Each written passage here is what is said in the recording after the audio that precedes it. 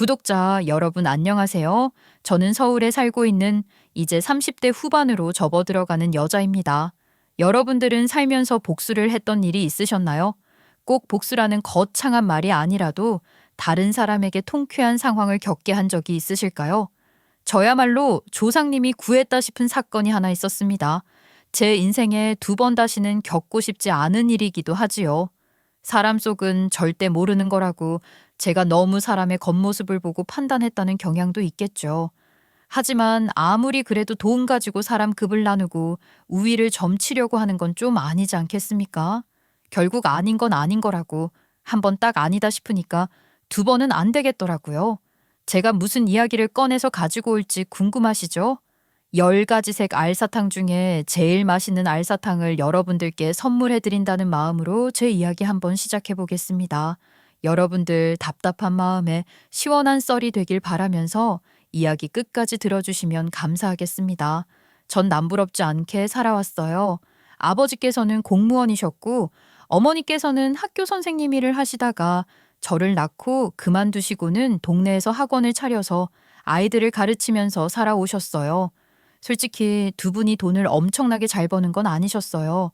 공무원 월급이야 뻔했고 어머니께서도 큰 학원이 아니라 초등학생들 데려다 놓고 공부방처럼 학원을 운영하셨기 때문에 엄청 부족하진 않지만 풍족하게 돈을 벌어오셨던 것 또한 아니었죠. 저희 가족은 정말 화목했습니다. 어머니께서는 원생들의 공부를 봐주시면서도 항상 제 학교 생활에 대해 궁금해하셨고 제 공부 또한 소홀하지 않게 살펴봐 주셨어요. 저는 저희 부모님이 정말 너무 좋았습니다. 늘 다정하게 맞이해 주시는 부모님 덕분에 사랑만 듬뿍 받으면서 자란 티가 줄줄 난다고 주변에서 이야기를 해줄 정도였거든요. 그렇게 남부럽지 않게 살아가며 대학도 무사히 졸업을 했고 저는 취직까지 떡하니 할 수 있게 되었습니다. 부모님께서는 제가 일반적인 회사가 아니라 공무원 일을 했으면 좋겠다고 생각을 하신 것 같았지만 제가 또 컴퓨터를 엄청 잘 다루거든요. 거기다가 게임하는 것도 좋아해서 꽤 알아주는 게임 회사 개발자로 취직을 할 수 있었습니다. 물론 제 노력의 결실이기도 했으니 더욱 더 자부심을 가지고 일을 하게 되었죠. 근데 직장 생활이라는 게 진짜 녹록치 않더라고요. 개발자로 일을 하다 보니까 24시간 대기조로 일을 해야 했고 새로운 게임을 런칭이라도 하게 되면 정말 며칠을 집에 들어가지도 못하고 씻지도 못하고 밤을 새워서 일을 해야 했어요. 요즘은 컴퓨터 게임도 게임이지만 휴대폰으로 하는 게임들이 엄청 많이 있잖아요. 그니까 매번 계속 아이디어도 내야 하고 딴 게임보다 실적이 잘 나와야 하니까 업데이트도 신경 써야 하고 왜 게임 회사 직원들이 단명한다는 건지 알겠더라니까요. 그렇게 정신없이 살다가 새로운 게임 프로젝트에 참여를 하게 되었고 이런저런 소스들에 대한 아이디어를 내면서 회의를 하던 도중에 새로운 신입 아트 디자이너가 들어오게 되었어요. 원래 게임이라는 게 그래픽이 중요하기 때문에 아트 디자이너가 중요하거든요. 그런데 회의실에 들어오는 그 남자의 모습을 보는데 너무 잘생긴 거예요. 물론 제가 콩깍지가 씌여서 그런 걸지도 모르겠지만 키도 훤칠하고 진짜 한눈에 뿅 반해버렸다는 게 무슨 말인지 알겠더라고요. 그렇게 저는 호시탐탐 기회를 엿보기 시작했어요. 이 사람에게 다가가고 싶은데 어떻게 다가가야 하는지 모르겠더라고요. 하지만 기다리는 자에게 복이 있는 법 아니겠어요? 기회를 엿보다가 같이 야근을 하는 날 같이 밥을 먹으면서 슬쩍슬쩍 궁금했던 것을 물어보기 시작했죠. 아무래도 같은 프로젝트에 투입이 되어서 3개월에 가까운 시간 매일 같이 야근을 하고 게임 이야기를 나누다 보니까 공통점이 많더라고요. 그 사람이나 전화 게임을 좋아한다는 것, 취미로 가끔 테니스를 친다는 것 같은 게 비슷했어요. 기회는 잡아야 하잖아요. 테니스를 친다는 말에 냉큼 같이 운동 한번 하자고 했고 그분은 좋다고 말을 했어요. 그 뒤로 같이 점심을 먹기도 하고 커피를 마시기도 하면서 그 남자의 다른 모습, 일상 이야기 등을 알게 되었고 저는 호감이 점점 커져 마음이 부풀어 올랐을 때 마지막 프로젝트를 끝마치면서 고백을 했습니다. 차이더라도 프로젝트가 끝이 났으니까 피하면 된다고 생각을 했거든요. 그런데 저에게 딱 그러는 거예요. 호감이 있는 건 저 혼자만의 일이 아니었다고요. 누가 호감도 없는 사람이랑 매일 밥을 같이 먹고 커피를 마시면서 대화를 하겠냐면서 저에게 눈치가 없어도 너무 없다고 하는 게 아니겠어요? 그때부터 저희는 남몰래 연애를 하는 사내 커플이 되었습니다. 솔직히 저는 사내 커플에 대한 반감이 좀 있었거든요. 사귀다가 헤어지면 서로 직장 안에서 껄끄러워지니까요. 그런데 연애를 막상 시작하니까 스릴감도 있고 그냥 너무 꽃밭 같아서 좋더라고요. 이번에는 또 어떤 회의를 해야 할까, 무슨 아이디어를 내야 퇴짜를 안 맞을까, 출근길이 무거웠었는데 남자친구가 생기고 나니까 출근하는 발걸음이 가벼워지는 것 있죠? 예전에는 회의 시간이 다가오면 가슴이 쿵쾅거렸는데 이제는 다른 의미로 쿵쾅거렸어요. 남자친구를 본다는 생각에 좋았죠. 그렇게 저희는 1년 6개월가량 연애를 했고, 연애를 하는 동안 누구보다 잘 맞는다는 생각을 하게 되었어요. 나이도 나이인지라 결혼에 대해 생각을 하게 되었죠. 30 중반에서 후반으로 넘어가는 시기가 오다 보니 주변에서도 하나같이 결혼은 언제 할 거냐고 묻고, 남자친구가 저보다 한 살 더 많았기 때문에 주변에 이미 결혼을 한 사람들이 많았거든요. 어차피 매일 회사에서 붙어 있고 퇴근 후에 데이트를 하고 주말에 만나서도 늘 즐거우니까 같이 살면 더욱 행복함이 늘어나지 않을까 꿈을 꾸게 되었어요. 그렇게 저희는 결혼을 약속한 사이가 되었습니다. 결혼이라는 건 정말 현실이더라고요. 막상 결혼 준비를 시작하자는 이야기가 입 밖으로 튀어나오니까 정말 준비할 것들이 한두 가지가 아닌 거예요. 결혼식장에서 웨딩드레스만 입고 결혼식을 올리면 끝이라고 생각을 했었는데 양계 인사부터 드려야 하지. 혹시라도 서로 집안에서 반대 의견이 나오면 안 되니까 예의 바르게 행동할 수 있도록 신경 써야 하지. 식장 예약부터 스드메라고 하는 것까지 하나부터 10가지 전부 준비를 해야 하고 돈이 들어가는 일들이더라고요. 저는 결혼식장에 놓인 꽃도 제가 돈을 내고 맞춰야 하는 건지 몰랐어요. 막상 시작을 하고 보니까 정말 수도 없이 돈을 쏟아부어야 하더라고요. 그래도 직장 생활을 한 지도 7년 차가 되었기 때문에 나름 모아둔 돈이 있긴 했지만 양가 부모님께 도움을 안 받고 시작을 하자니 빚이 너무 늘어나는 느낌이었습니다. 슬며시 저희 집에도 그렇고 예비 신랑에게도 집에서 얼마나 도움을 받을 수 있는지 물어보라고 했죠. 그렇게 준비를 시작하면서 양가에서 결혼 이야기가 나오니 서로를 너무 궁금해했고 차례차례 집으로 인사를 가게 되었어요. 그때 당시에 저희 친정집에는 조금 소란이 있었어요. 자세하게 말을 하기엔 너무 이야기가 산으로 가게 될 것 같아서 조금 있다가 풀어드릴게요. 물론 이 이야기 또한 기대하셔도 좋습니다. 아무튼 그 소란 때문에 친정부모님께서 이리저리 불려다니시며 일을 처리하느라 바빠서 도무지 시간이 나지 않는다고 하셨어요. 양계 인사를 드리기로 말이 나온 상황에서 이런 일이 발생하게 되어서 조금 정신이 없긴 했죠. 하는 수 없이 미루기만 할 수는 없어서 제가 먼저 예비시댁에 인사를 드리러 가게 되었습니다. 사실 누가 먼저 인사를 드리러 가는 게 중요한 건 아니니까요. 예비시다에게 두근거리는 마음으로 찾아가게 되었죠. 솔직히 그런 생각 다들 하시잖아요. 첫인상, 첫 만남에 대한 기대감과 긴장감, 설레임 그런 거요. 게다가 집으로 인사를 드리러 가는 거니까 집안 분위기가 어떨지 너무나도 궁금했었어요.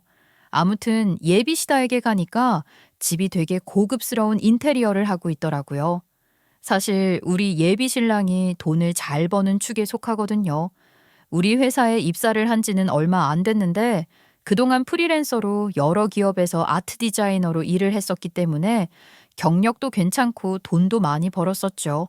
게다가 우리 회사에서 고액의 연봉을 주고 스카우트 했던 거라고 들어서 돈을 생각보다 많이 벌고 있다는 건 알고 있었는데 집안이 너무 좋으니까 생각보다 더 많이 버는 건가 싶은 생각이 절로 들었어요.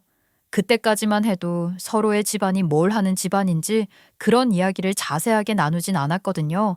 그냥 양가 부모님께서 각자 밥벌이를 하고 계시고 노후 준비는 어느 정도 하고 있다 이 정도만 말을 했었어요. 왜인지 모르겠지만 저는 솔직하게 전부 오픈할 수 있었는데 예비 신랑이 그런 이야기를 나누는 것에 부담을 좀 가지는 사람처럼 어물쩍 넘어가더라고요. 그래서 저는 조금 걱정을 하기도 했었어요. 집에 빚이 있나? 아니면 부모님께서 조금 힘드신가 하는 생각까지 했었죠. 그런데 집이 너무 좋더라고요. 제가 그런 걱정을 했다는 게 무색할 정도로요. 거실에 반짝이는 샹들리에와 고풍스러운 가구들이 마치 영화 속 한 장면처럼 펼쳐져 있는데 예비 시부모님께서 무슨 일을 하시는지 궁금했어요. 아유, 우리 집까지 찾아와줘서 너무 고마워요. 내가 어떤 사람인지 너무 궁금했거든요. 우리 아들이 주말에도 꼬박꼬박 나가고 옷 입는 거 신경 쓰는 거 보면서 연애를 하고 있다는 건 눈치챘는데, 아유, 도통 말이 없지 뭐예요. 그래서 언제 소개시켜 주려나 했는데, 이렇게 찾아오니 너무 반갑네요. 좋게 봐주셔서 너무 감사합니다. 기회가 됐으면 미리 찾아와서 인사를 드렸어야 했는데요. 제가 너무 늦게 찾아온 건 아닌지 죄송스럽네요. 아유, 미안할 게 뭐가 있어요. 우리 집에 처음 오는 거니까 이 자리가 긴장될 수도 있을 텐데 편하게 생각했으면 좋겠어요. 우리 어차피 가족이 될 건데 서로 너무 거리 두면 좀 그렇잖아요. 집이 너무 으리으리한 궁전 같아서 절로 움츠러드는 기분이에요. 제가 이런 분위기가 익숙하지가 않아서요. 아우, 내가 인테리어에 관심이 많아서 그래요. 집 꾸미는 것만큼 재미난 일도 없거든요. 그러니까 신혼집도 내가 좀 참견해도 될까요? 그래 주시면 저야 너무 좋죠. 제가 미적 감각이 부족해서요. 혹시 그런 쪽 일을 하시는 건가요? 감각이 너무 좋으셔서요. 궁금했어요. 어머, 칭찬도 어쩜 이리 고급지게 할까? 아니에요. 나는 식당 운영하고 있어요. 남편이랑 같이. 아이, 뭐 그냥 일반적인 식당은 아니고 강남에 있는 식당이기는 한데 내가 내 식당에 오라고 하는 것처럼 들릴 수도 있으니까 나중에 기회 되면 같이 가는 걸로 하고 부담은 갖지 말고요. 아유, 식당을 운영하시는군요. 강남이라면 손님도 엄청 많겠어요. 워낙 그 동네에 맛집이 많이 있잖아요. 그렇게 질지어서 먹는 복잡한 식당은 아니고요. 아무튼 오늘은 우리 아들이랑 결혼하겠다고 이야기할 겸 찾아왔으니까 어디 친중하게 대화 한번 해봐요, 우리. 그렇게 예비 시댁에서 밥을 먹으면서 이야기를 나누게 되었습니다. 식당을 운영하신다고 해서 음식도 직접 준비하신 건가 했는데 집에 일을 하러 오시는 도우미가 있더라고요. 또 달리 생각해보면 식당 일을 하는 사람이니까 오히려 집에서는 요리를 하고 싶지 않을 수도 있겠다 싶은 생각이 들었죠. 아무튼 차려주신 음식 잘 먹고 있는데 저를 쓱 보더니만 한마디 쓱 던지시더라고요. 아유, 내가 너무 유심히 쳐다봐서 부담스러운 건 아니죠? 아니, 내가 보니까 젓가락질이 꽤 서툰 편인 것 같아서 밥 먹는데 자꾸 신경이 쓰이네. 제가 사실은 오른쪽 손에 문제가 좀 있었어요.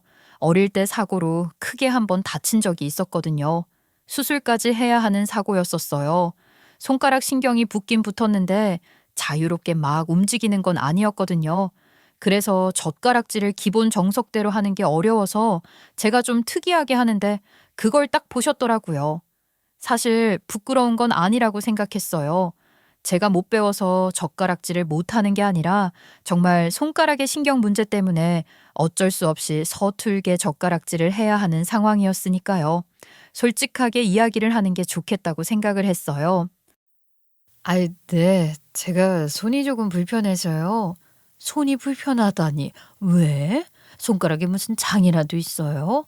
내가 아무래도 식당 일을 하다 보니까 젓가락질 같은 걸 제대로 하지 못하면 기본 예절이라던가 소양 같은 데 조금 부족한 걸로 느껴져서 말이죠.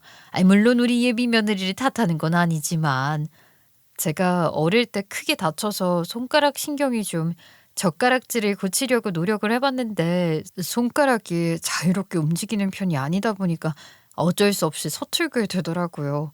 죄송합니다. 어머, 아니야, 아니야. 눈치 준 거 절대 아니에요. 그런 사정이 있었으면 어쩔 수 없는 거지. 내가 뭐 그 정도도 이해 못할 사람으로 보일까 봐. 웃으면서 괜찮다고 말을 해주시긴 했지만 순간 불편한 공기 같은 게 저희를 싹 감싸는 것 같았어요. 저도 그런 지적을 받을 거라 생각을 하지 못해서 살짝 움츠러들긴 했었죠. 이런 모습이 못나 보일까봐 조심하려고 애를 쓰긴 했는데 확실히 식당 일을 하시면서 손님들이 밥 먹는 모습을 많이 보셔서 그런 건지 딱 눈치를 채시더라고요. 아무튼 그 뒤로 조금 어색하게 밥을 다 먹고 나서 본격적으로 결혼 이야기를 하기 시작했어요. 어떻게 살아보고 싶다. 자녀 계획은 아직 세우지 않았지만 언제쯤 낳고 싶다. 이런저런 꿈 같은 이야기를 하는데 예비 시모가 갑자기 현실적인 이야기를 딱 꺼내시더라고요. 혹시 말이야, 결혼을 한다고 이야기를 하니 이런 이야기를 꺼내는 게 맞는 것 같아서 모아둔 돈은 조금 있어요? 결혼 준비하려면 돈이 많이 들어갈 텐데 혹시 집안에서 조금 도와주신다거나 그런 이야기를 들은 게 있으면 우리한테도 말을 해주는 게 좋을 것 같아서. 아직 그런 이야기를 나눈 적이 없긴 하지만 저희 부모님께서 아직 노후 준비를 하고 계시는 중이고 집안이 엄청나게 여유로운 건 아니어서요.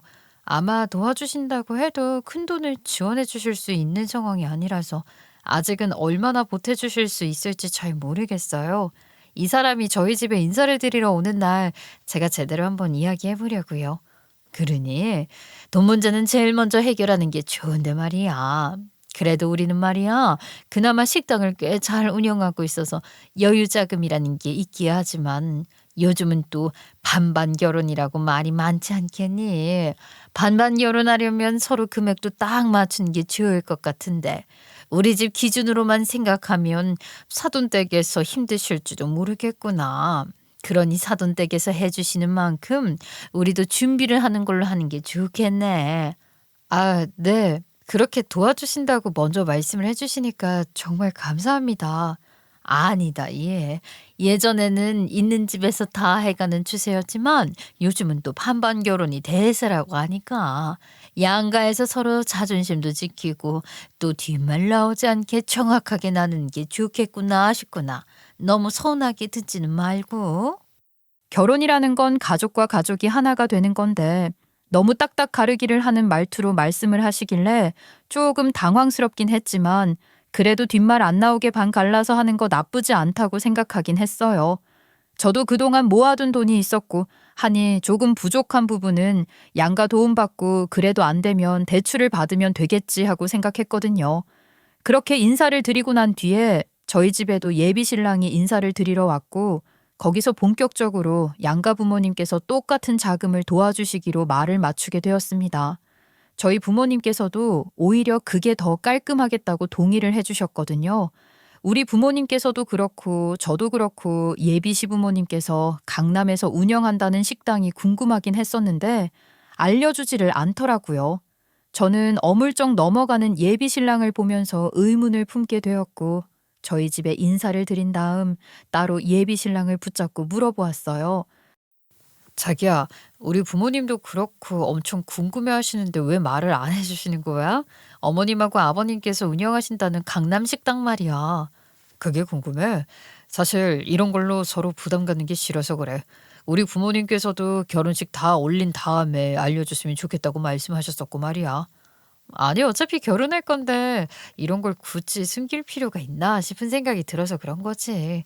결혼까지 할 사이에 예비 시부모님 가게가 어딘지도 모르는 게 더 이상하지 않아? 우리 부모님께서 좀 그러신가 봐. 식당 위치를 알게 되면 괜히 방문해서 밥 먹어야 하나 싶은 생각도 들 거고, 우리 부모님께서는 또 가족이 될 사람이 밥을 먹으러 왔다는데 돈을 받아도 되나 그런 생각이 드실 테고, 사사로운 감정 같은 게 생기기 마련 아니겠어? 그런가? 하긴 내가 돈을 내겠다고 해도 어머님 아버님께서 부담스러우실 수도 있겠다 싶네. 그리고 나는 식당을 물려받을 생각 같은 게 전혀 없어. 앞으로도 지금처럼 쭉 그림만 그리면서 살고 싶단 말이야. 그러니까 우리 부모님께서도 언제가 될지 모르지만 빠르면 당장 내일이라도 권리금 받고 팔아칠 수 있는 가게다 이 말이야. 굳이 관심 가지지 않아도 괜찮아. 알겠어. 그럼 나는 일단 어머님 아버님께서 먼저 말씀해 주시기 전까지는 말 안 할게. 저는 솔직히 모르는 게 좀 다행이라고 생각하기도 했어요. 왜냐면 또 그렇잖아요. 괜히 식당 일 하는 거 알고 깐죽거렸다가 손님 많고 바쁠 때 혹은 주말이라도 우리 식당에 와서 일하라고 할 수도 있는 거 아니겠어요? 처음에는 귀한 며느리 취급해 줄지 몰라도 나중에 돼서 우리 식당에서 일 좀 하라며 할 수 있으니까 피하고 싶었거든요. 저는 주말에 좀 쉬고 싶었고 식당 일 하는 거 괜히 알아봐야 저한테 득될 게 없다고 생각했어요. 나중에라도 뭐 시키고 싶은 일이 있거나 생각이 바뀌면 저한테 말을 해주겠지 싶어서 그때까지는 저도 입 다물겠다고 생각을 했습니다. 누구나 귀찮은 일은 피하고 싶은 게 정석이잖아요. 그 뒤로 별 문제 없이 결혼 이야기가 진행이 되고 있다고 생각을 했는데 혼수 문제 때문에 예비 시모랑 만나서 이야기를 나누게 되었습니다. 그런데 저한테 그러는 거예요. 우리 아들이랑 같은 회사에서 일을 하면 버는 돈은 비슷하겠네. 요즘 게임 회사들이 장사가 잘 되나 봐. 우리 아들 연봉이 꽤 높던데? 그렇게 말씀을 하시는데 어떻게 대답을 하는 것이 좋을까 고민이 많이 되긴 하더라고요. 사실 저희가 급여 차이가 좀 나거든요. 저는 개발자이긴 하지만 널리고 널려 있는 개발자 중에 하나였고 예비 신랑은 독보적인 아트 디자이너였기 때문에 직급 자체도 차이가 있었어요. 게다가 예비 신랑은 스카우트당에서 오게 된 거니까 저보다 연봉이 훨씬 높았지요. 이걸 숨겨봐야 좋을 게 없다는 생각에 솔직하게 말을 했습니다. 그이가 워낙 능력이 좋아서 저보다 연봉은 훨씬 높아요. 제가 개발자이긴 하지만 제가 단독으로 하고 있는 프로젝트가 있는 것도 아니고 해서요. 지금은 뭐 말단 사원이나 다름없어요. 그래? 그럼 급여 차이가 좀 있다는 소리겠구나. 개발자라고 해서 우리 아들만큼은 버는 줄 알았더니. 하긴 여자가 벌 수 있는 금액이 차이가 확실히 있긴 하지. 그래도 우리 아들이 잘 버니까 둘이 사는 데는 걱정 없기야 하겠지만 나중에 설마 임신하고 육아한답시고 회사 그만둘 건 아니지? 반반 결혼이면 말이다. 생활비도 반반씩 해야 하는 법이야. 저는 그 말을 들으면서 솔직히 좀 의문이긴 했어요. 집안도 잘 사는 것 같고 고급 샹들리에까지 번쩍번쩍한 집안인데 왜 그렇게 반방 여론에 목숨을 거는가 싶어서 말이에요. 보통은 있는 집에서 더 보태주기 마련 아니겠어요? 물론 제가 취집을 하고 싶다거나 남편의 재력에 기대고 싶다는 건 전혀 아니었어요. 저도 또래보다는 벌 만큼 벌고 솔직히 양가에서 도움 안 준다고 해도 우리가 대출 받아서 빚 갚고 살면 되는 거라고 생각하고 있었으니까요. 그러니까 크게 도움 안 받아도 된다고 생각을 했는데 자꾸 제가 뭔가 부족한 것처럼 반반 이야기를 하면서 저에게 이만큼은 해올 수 있지? 너희가 해온 만큼 우리도 해주마 하고 재산적으로 우위에 있는 것처럼 이야기를 하는 게 조금 의문이고 기분이 나쁘긴 했습니다. 그게 저를 무시하는 발언 같기도 했지만 무엇보다 저희 부모님의 재정 상태를 걱정하는 것 같아서 괜한 오지랖을 부리신다는 생각을 지울 수가 없었어요. 일단 저희 둘 사이는 전혀 문제가 없었으니까 결혼 준비에 대해 이야기를 나누다가 일단 식을 언제 할지 날짜를 정확하게 잡아야 스드메 예약도 할 수 있을 거고 또 신혼집을 언제 얻을지도 결정할 수 있을 것 같아서 양가 상견례를 준비하기로 했습니다. 요즘 트렌드에 맞춰서 해야 한다고 상견례도 너무 딱딱하게 격식만 맞추면 안 된다고 하더라고요. 양가가 서스럼 없이 이야기를 할 수 있어야 하는 분위기를 만들기 위해서 조금 밝고 아기자기한 한정식집 같은 곳으로 예약을 하려고 했는데 우리 엄마가 딱 잘라 말씀하시더라고요. 상견례 장소 내가 잘 아는 곳 있으니까 거기로 예약하마. 아마 사돈댁도 마음에 들어 하실 거다. 처음에는 감사합니다 하고 인사를 했는데 마음이 조금 그렇더라고요. 시댁이 식당을 운영하는데 거기서 해야 하는 건 아닌가 하는 생각이 드는 거예요. 물론 장소고 음식이 어떤 게 나오는지 아무것도 몰랐지만 그래도 예비 시다에게 물어봐야 한다고 생각을 했죠. 아니, 엄마, 근데 예비 시댁에서도 상견례 장소를 어디서 하는 게 좋을지 물어봐야 하는 건가 싶어서 그이는 나보고 결정해도 된다고 편하게 장소 정해서 알려달라고 하긴 했는데 그쪽에서 우리 보고 정하라는 게 뭐가 문제야? 걱정 하나도 하지 마. 내가 꽤 괜찮은 곳을 알고 있거든. 얼굴도 모르는 사이에 처음으로 인사하고 만나서 어색하게 밥 먹어야 할지도 모르는데 아니 오히려 분위기라도 좀 고급스럽고 괜찮은 곳에 가는 게 낫지 않겠어? 내가 예약하려는 곳이 딱 그런 곳이야. 음식도 괜찮고 손님도 별로 없어서 한적하고 분위기도 고급스러워.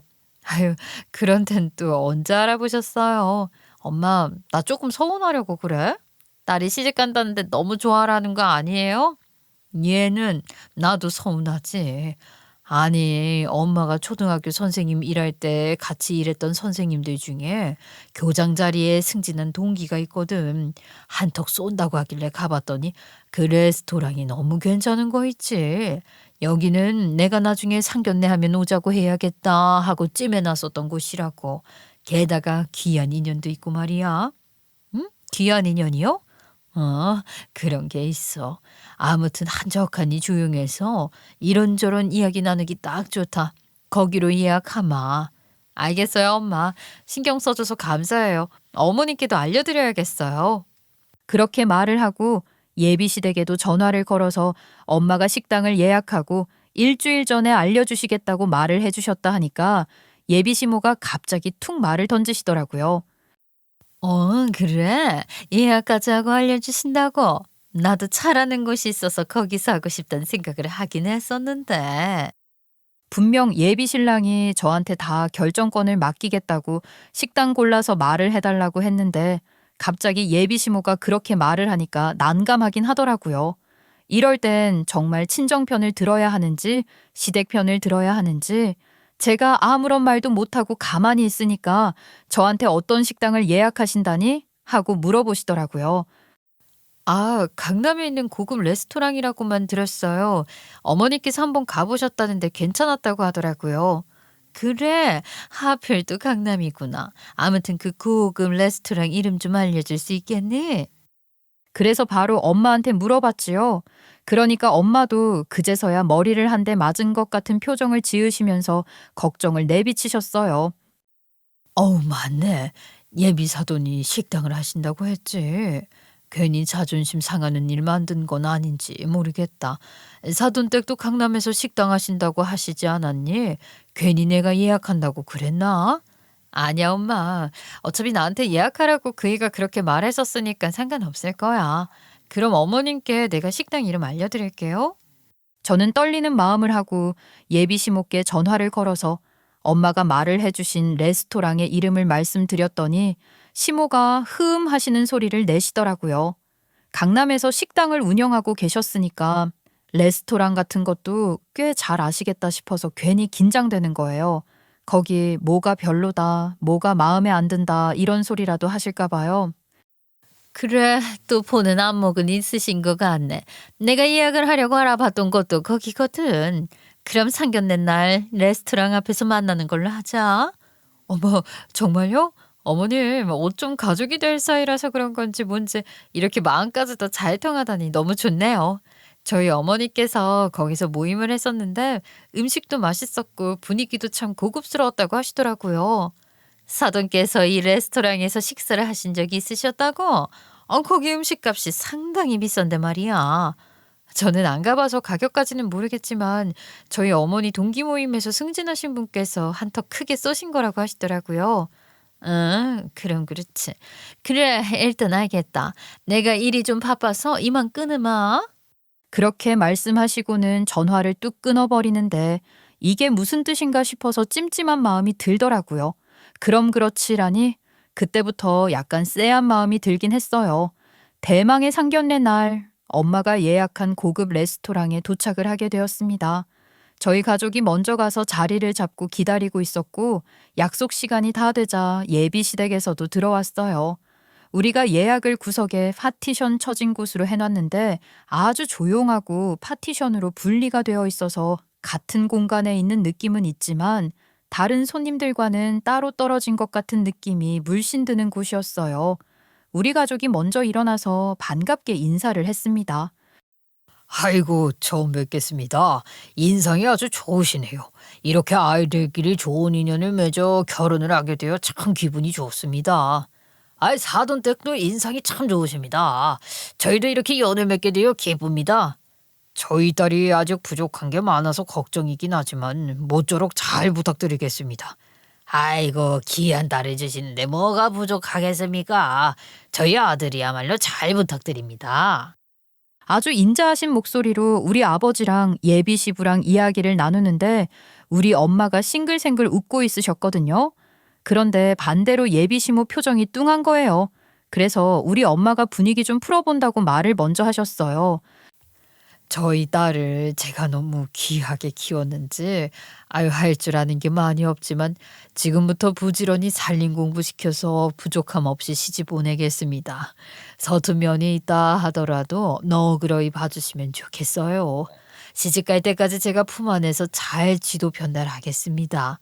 예, 뭐, 안 그래도 처음 봤을 때 젓가락질을 제대로 하지 못하는 걸 보고, 제가 얼마나 깜짝 놀랐는지 몰라요. 그 정도는 어릴 때 교정하면 충분히 고칠 수 있는 건데. 아이고, 그러셨군요.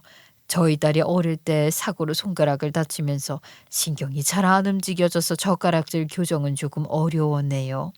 제가 들어보니까 신경 조금 다친 거라 일상생활하는데 문제가 없었다면서요. 그 말에 저희 엄마 표정이 조금 불편하다는 듯이 바뀌었죠. 그렇잖아요. 첫 만남에 갑자기 딸의 흉을 보는 듯한 말을 하는데 어느 엄마가 참을 수 있겠어요? 그러자 심상치 않은 분위기를 느낀 건지 넉살 좋은 예비 시부께서 예비 시모를 살짝 타박하듯 왜 그러냐고 하시며 다른 이야기로 말을 돌리셨어요. 아이고, 좋은 자리에서 좋은 이야기만 합시다. 애들 이제 결혼 준비 본격적으로 들어가게 되면 혼수 준비도 해야 하고 신경 쓸 게 한두 가지가 아니더라고요. 저도 참 어떻게 결혼을 했는지 너무 옛날 이야기라 하나도 기억이 안 나더라고요. 애들은 반반 결혼하자고 하는데 저는 솔직히 집은 남자가 해와야 하는 거 아닌가 하는 생각을 해왔습니다. 아니 여보, 갑자기 집을 남자가 해온다니? 왜 그래야 해요? 요즘은 반반 결혼이 대세라는 건 몰라서 그래요? 이는 나 참 나랑 사이도 없이. 아니 옛날에는 남자가 여자 데리고 오면서 집 해왔던 걸 몰라서 그래. 그게 우리나라 전통인 거야. 예전에는 남자가 다 집 해오고 그랬지. 당신이 무슨 조선시대 사람이에요?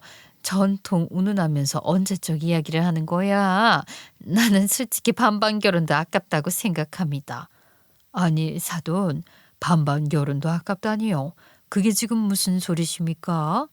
솔직한 말로 그게 맞죠. 우리 아들 능력이면 요즘 말하는 천상계급 남자 아닙니까?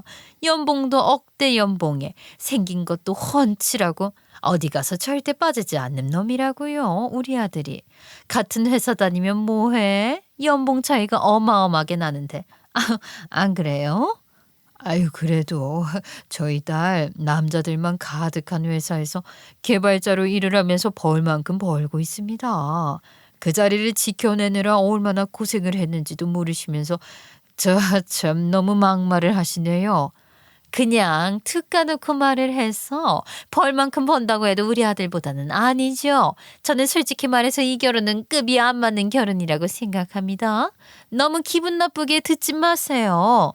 당신 지금 이런 자리에서 무슨 말을 하는 거야? 아니 결혼한데 급이라니 그게 도대체 무슨 소리냐고. 아이고 저 사돈 신뢰를. 여보, 당신도 나랑 생각 비슷한 거 아니에요?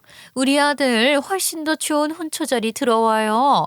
안 그래도 미자 언니가 좋은 여자 있다고 나한테 우리 아들 손자리 한 번만 나가게 해달라고 그렇게 부탁을 했었는데 집안도 빵빵하고 현금이 넘쳐나는 집안이라면서요. 떡하니 결혼할 여자 있다고 소개시켜주겠다고 하는 바람에 내가 울면서 거절을 했다고요. 그에 걸맞은 여자를 데리고 올 것이지 어쩜 이렇게 급 차이가 나는 여자를 데리고 와서 결혼을 하겠다고 그래? 이 사람이 정말 자꾸 끄끄거리면서 사람 민망하게 하지 좀 마. 당신 뭐 잘못 먹었어? 어디 탈이라도 난 거야? 내가 틀린 말 한 것도 아닌데 왜 그래? 아니, 이럴 때는 내 편을 들어야지. 누구 편을 드는 거예요, 당신? 어머니, 정말 왜 이러세요? 나 부끄럽게. 처음 뵙는 자리에서 이런 이야기하는 거 진짜 큰 실례를 저지르고 있는 거라고요. 아니, 얘. 너까지 지금 이러기야? 아들 녀석 열심히 키웠더니 여자에 푹 빠져가지고 지금 나만 오바하는 거니? 결혼이라는 건 말이다. 집안과 집안이 하나가 되는 거 아니겠어. 근데 말이다. 그것도 어느 정도 수준이 맞아야 가능한 거지. 이건 너무 차이가 나잖아. 예비시모는 작정이라도 한 사람처럼 급 차이를 운운하면서 열변을 토하기 시작했어요. 너무 당황스러운 상황이 펼쳐지니까 저희 부모님도 입만 떡 벌리고 무슨 말을 해야 할지 모르는 사람처럼 구셨죠. 저도 정말 어찌해야 할지 모르겠더라고요. 그 자리를 박차고 일어나야 하나 아니면 이런 이야기를 더 듣고 있어야 하나. 분위기는 점차 쎄해지다 못해 차가운 공기까지 흐르는 듯 했어요. 냉동 창고에 들어가 있는 것 같았다니까요. 그때 참다 참지 못한 저희 엄마가 입을 여셨습니다. 그럼 지금 안 싸돈, 아니 그쪽이 하는 말은 우리 딸이랑 그쪽 아들이랑 수준 차이가 나서 결혼을 못 시키겠다는 그런 이야기를 하시는 건가요? 예, 맞아요. 저희 레스토랑 말이죠. 참 고급지다고 예약하셨다고 했죠. 여기가 누가 운영하는 레스토랑인지는 알고 예약을 하신 건가요? 밥만 맛있게 먹으면 됐지 가게 주인이 누구인지까지 제가 알아야 하나요? 한번 와보니까 참 좋길래 이런 곳에서 상견례를 하면 분위기도 좋겠다 싶었더니 제 착각이었네요. 가게 주인이 누구인지 알아야 제대로 수준 차이를 느낄 수 있을 것 같은데요. 제가 말로 해서는 못 알아들으시는 것 같아서 예, 너 우리 집 와서 우리 집 인테리어가 고급스럽네 어쩌네 하지 않았니? 여기랑 비슷한 것 같지 않아? 저 샹들리에가 내 취향이거든. 그럼 설마 이 레스토랑 주인이 어머님이세요? 그래. 아휴, 넌 참 미적 감각도 없구나. 우리 집이랑 여기랑 비교해보면 비슷한 부분이 많을 텐데 아이고 그런 안목을 가져서 어디 우리 아들 뒷바라지 제대로 하겠네. 우리 아들이 미적 감각이 얼마나 뛰어난데 그걸 서포트해 줄 수 있는 여자라면 또 몰라도 아유 아무튼 우리 부부가 운영하는 레스토랑이다 이겁니다. 초럭셔리하게 운영되는 음식점이라고요. 수준 차이 어마어마하게 나지. 그러니까 이 집에서 서로 급 차이 인정하고 파혼합시다. 뭐라고요?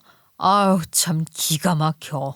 아니 고작 이런 가게 운영하면서 파혼 이야기를 하는 겁니까? 정말 어이가 없어서. 아이고 고작 이런 가게라니요? 아니 우리 가게에서 식사해 보셨다면서요? 아 맞다. 공짜로 얻어먹은 거라고 그랬지? 여기 가격이 얼마나 비싼데요? 강남에서 이런 가게 운영하기 쉬운 줄 알아요? 예, 내가 왜 가게 이름 안 알려줄게? 왜 고급 레스토랑이라고 말 안 하고 그저 그런 식당처럼 이야기를 할게. 혹시 우리가 이렇게 고급 레스토랑 운영하는 걸 알게 되면 혼전 임신이라도 해서 우리 며느리 자리 꿰차려고 할지도 모르잖아. 그래서 내가 말 안 해준 거야. 예비 신랑에게 식당 이야기 물어봤을 때 어물쩍 넘어가려던 이유가 혼전 임신이라도 하려고 들까봐 였다는 소리를 듣는데 충격이 크더라고요. 예비 신랑 또한 당황해하는 눈치였어요. 혼전 임신이라뇨? 아니 어머니께서 식당 운영하는 거 상세하게 말해주면 일이라도 하러 오겠다고 부담스럽게 굴까봐 싫다고 하셔서 말 안 한 거잖아요. 내가 어떻게 네 앞에서 대놓고 혼전 임신이니 뭐니 하면서 이간질을 하겠네. 그때까지만 해도 저 애가 어떤 집안에서 자랐는지 몰랐잖아. 네가 만나는 여자라고 하니까 어느 정도 집안 수준은 맞춰서 골랐겠거니 하고 믿었더니 어디서 이런 애를 데리고 와? 예비 시모가 아주 당당하게 고개를 빳빳하게 들고 말을 하는데 우리 부모님께서도 당연히 열이 받지 않으시겠어요. 우리 엄마가 예비 시모의 그 꼴을 딱 보더니만 팔짱을 끼고 말을 하셨죠. 그래요, 파혼 합시다. 우리 집안이랑 급 차이 난다고 이야기를 하는데 그건 우리가 할 말인 것 같네. 어디서 비벼? 어머? 이건 또 무슨 똥배짱이에요. 우리가 이런 고급 레스토랑을 운영하고 있는데 우리 집안 수준이 낮다고요? 그래요. 고장 레스토랑 운영한다고 급 차이가 난다고 운운하기는 아무튼 파혼하는 걸로 하고 잘 알겠으니까 제 건물에서 가게 빼세요. 예? 아니 지금 그게 무슨 소리세요? 누구 건물에서 뭘 빼요? 지금 웃음이 나와요? 제 말 못 들었어요? 여기 건물주가 바로 나니까 이 가게 빼라고. 아이고 진짜 배꼽을 잡겠네. 아니 무슨 뻥을 쳐도 그런 뻥을 쳐요? 여기 건물주는 내가 모를 것 같아. 여기 할머니가 건물주라고. 저기 부산에 사는 할머니가. 그래, 그 부산 사는 할머니가 바로 우리 엄마다. 내 친정엄마라고. 그러자 갑자기 입을 나불나불거리던 예비 시모의 입이 꾹 다물어지더라고요. 그 표정을 정말 여러분들께 사진으로다가 찍어서 보여주고 싶은 마음이 굴뚝 같이 드네요. 아무튼 갑작스럽게 나온 할머니 이야기에 궁금하시죠? 제가 지금부터 말씀드릴게요. 이게 어떻게 된 일이냐면요. 우리 할머니가 진짜 엄청난 똥고집을 부리는 사람이었대요. 우리 엄마가 아빠를 만났을 때 우리 아빠는 직장이 없었다고 하더라고요. 공무원 시험을 늦게 봐서 붙으신 거였거든요. 우리 할머니는 건물이 세 채나 있는 사람이었어요. 원래 명동에서 상당히 유명한 일수를 놓으시던 분이었는데 재산이 불어나니까 건물에 투자를 하신 거지요. 우리 집에 돈이 많으니까 시집장가 오겠다는 사람들이 꽤 많았나 봐요. 돈 보고 들러붙는 사람이 어디 한둘이었겠어요. 알아주는 일수쟁이니까 현금이 어마어마했을 텐데 우리 엄마한테는 오빠가 둘이나 있었는데 할머니 욕심에 큰 삼촌은 변호사랑 결혼을 했고 작은 삼촌은 정치하는 집안 딸이랑 결혼을 했다고 하시더라고요. 사실 저는 큰 삼촌, 작은 삼촌을 본 기억이 없어요. 할머니도 마찬가지고요. 근데 이제 막내인 우리 엄마를 어디 좋은 집안에 시집 보내야겠다고 했는데 우리 아빠랑 첫눈에 반해서 결혼하겠다고 하니까 할머니가 엄청 반대를 한 거지요.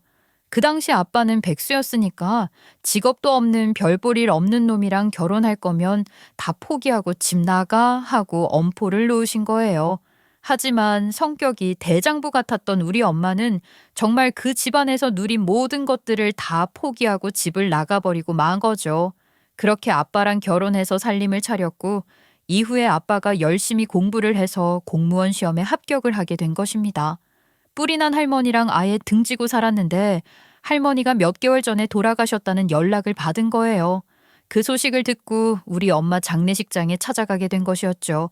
근데 할머니께서 유언으로 엄마한테 강남에 있는 건물을 남기신 겁니다. 큰 삼촌, 작은 삼촌은 노발대발 난리가 났대요. 이제까지 평생을 안 보고 살았는데 무슨 재산을 탐낸다는 거냐? 강남 건물이 얼마짜린 줄 알아? 조용히 내놓고 꺼져라. 하지만 이미 큰 삼촌과 작은 삼촌은 사업을 한답시고 야금야금 할머니의 재산을 빼먹은 이력이 있었고 또 상속으로 받게 된 땅이며 건물이 있었던 거죠. 그 와중에 강남 건물이라고 하니까 욕심을 더 내신 거예요. 엄마도 가만히 있진 않으셨죠. 유류분 청구 소송을 통해서 엄마 몫의 건물 찾아오게 되었습니다. 우리 엄마도 대단하긴 하지요. 아무튼 제가 앞에서 잠깐 언급했던 소란스러운 일이 이 일이었어요. 엄마가 강남 건물을 받았는데 이게 또 건물주가 바뀌는 경우 일반적으로 세입자에게 직접 통보를 하는 법적 의무는 없다고 하더라고요. 세입 기간이 만료되어서 갱신을 하게 되면 몰라도 그 전에 의무적으로 고지를 할 필요가 없으니 엄마는 귀찮아서 그냥 냅두고 갱신 기간에 새 건물주라고 말을 할 생각이었다고 하시더라고요. 근데 어떻게 예비 시모가 할머니 건물에서 가게를 하고 있었는지 참 신기하죠. 대한민국 땅 덩어리가 좁다 해도 이렇게 좁을 줄은 몰랐어요.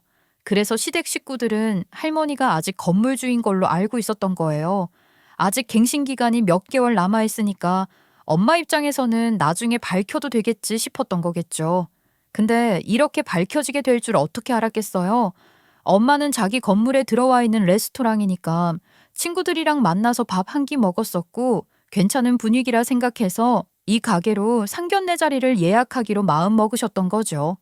어차피 시부모가 운영하는 가게라고 하지만 실질적으로 가게에 매번 붙어 있는 건 아닌 것 같더라고요. 어차피 직원들 다 있으니까 마감할 때나 슬쩍 오는 정도로만 관리를 하셨던 것 같아요. 그래도 강남에 월세 낼 정도로 가게가 장사는 잘 되나 보다 했는데 실상은 그것도 아닌 것 같긴 했어요. 주말 저녁 시간인데 자리가 듬성듬성 비어 있었으니까 말이죠. 근데 제 예상이 딱 들어맞더라고요. 제가 진짜 어이가 없네요. 저희 집안이랑 수준 차이 난다고 하기엔 월세 깎아달라고 요청도 3번이나 하셨고 심지어 지지난 달에는 월세도 밀리셨잖아요. 그렇게 돈이 되는 가게도 아닌 것 같은데 수준 차이 난다고 말을 할 수준이나 되나?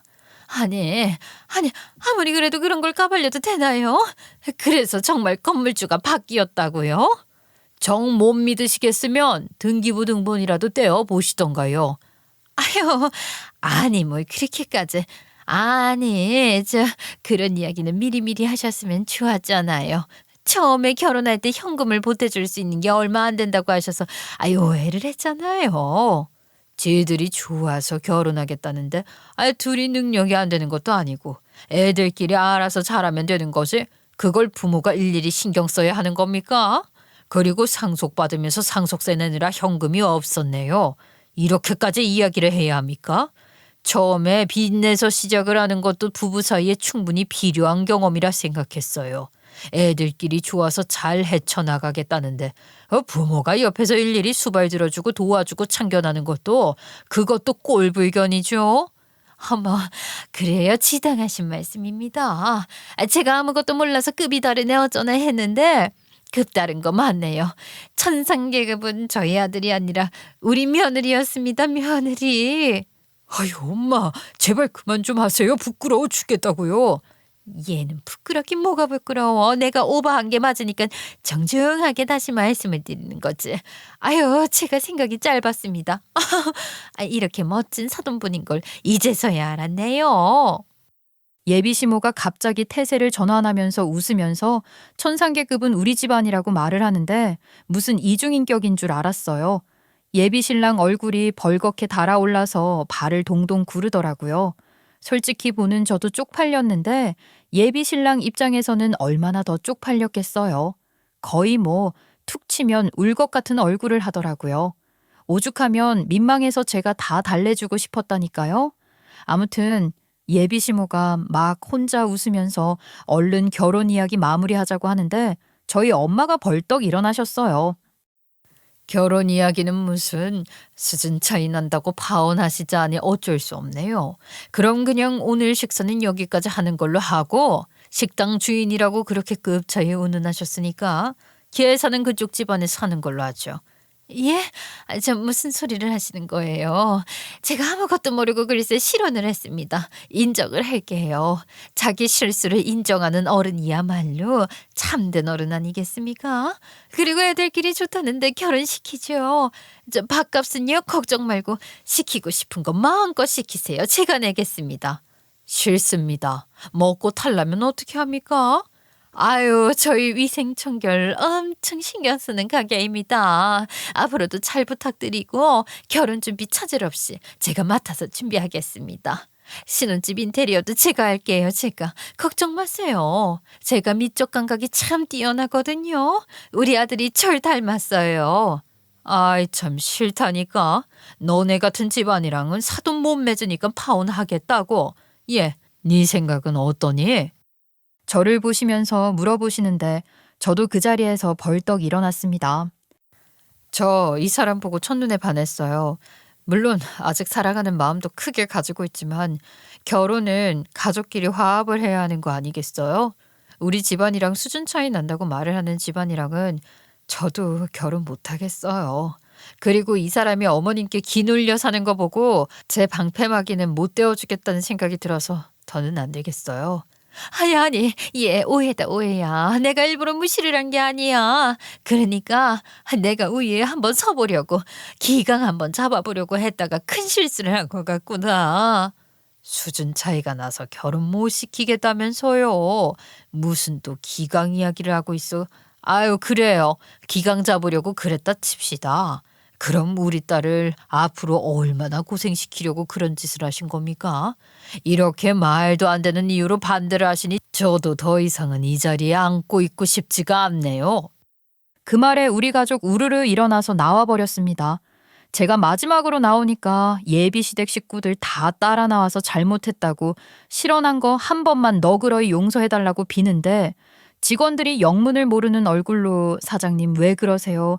하더라고요. 예비시모 듣지도 않고 건물주 앞에서 사장님이 무슨 소용이냐며 잘못했다고 빌기 시작했죠. 건물주님, 제가 잘못했습니다. 사람을 고작 급으로 나누는 게 아니었는데 아유 제가 실언을 했습니다. 제발 우리 집안이랑 사돈 맺어주세요. 하지만 그런 애걸복걸하는 예비시댁을 뒤로하고 우리는 파혼을 하게 되었습니다. 정말 이렇게 우리 파혼하는 거야? 우리 어머니께서 돌이킬 수 없는 실수를 했다는 거 알아. 하지만 앞으로 달라지신다고 했고. 아닌 것 같아. 나는 우리 부모님 가슴에 대못을 박아가면서까지 이 결혼 하고 싶지 않아. 그렇게 딱 잘라 돌려보냈는데 웃긴 건 그 다음에 일어난 일 때문이었어요. 전 예비시댁 가게가 엄청 고급스러웠다고 했잖아요. 이 가게 문제가 많았더라고요. 소위 말하는 장소에 어울리는 옷을 입어야 한다면서 레스토랑에 식사를 하러 온 손님이 청바지에 운동화를 신고 왔다고 쫓아내버린 거죠. 그런데 그 고객 하필이면 만만치 않은 사람이었던 겁니다. 그 사람이 요즘 엄청 뜨고 있는 무슨 스타트업 벤처기업 사장이었나 봐요.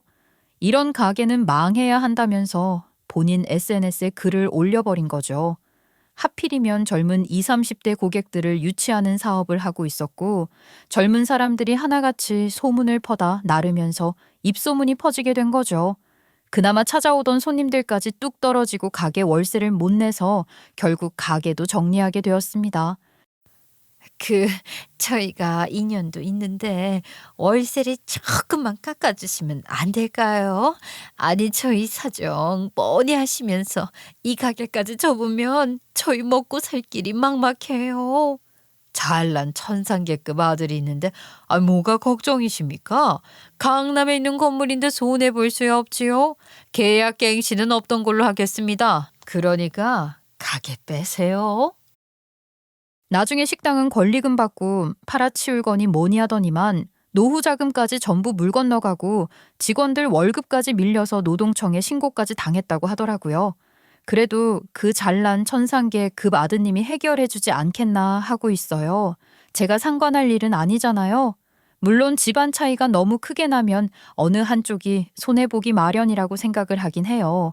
하지만 우리 집은 평범한 가정이었고 이 정도로 먹고 살 수 있는 건 앞으로의 삶에 문제가 전혀 없다고 생각했어요. 물론 할머니가 돌아가시면서 남겨주신 건물을 받긴 했지만 그걸로 유세 떨 생각도 없었단 말이죠. 근데 그쪽에서 그렇게 나오니까 우리도 뭐 돈 가지고 난리를 칠 수밖에 없는 거 아니겠어요? 이래서 사람이 늘 겸손하게 살아야 한다는 걸 배우게 되었죠. 저는 앞으로 좀 사람 보는 눈을 키워보려고 해요.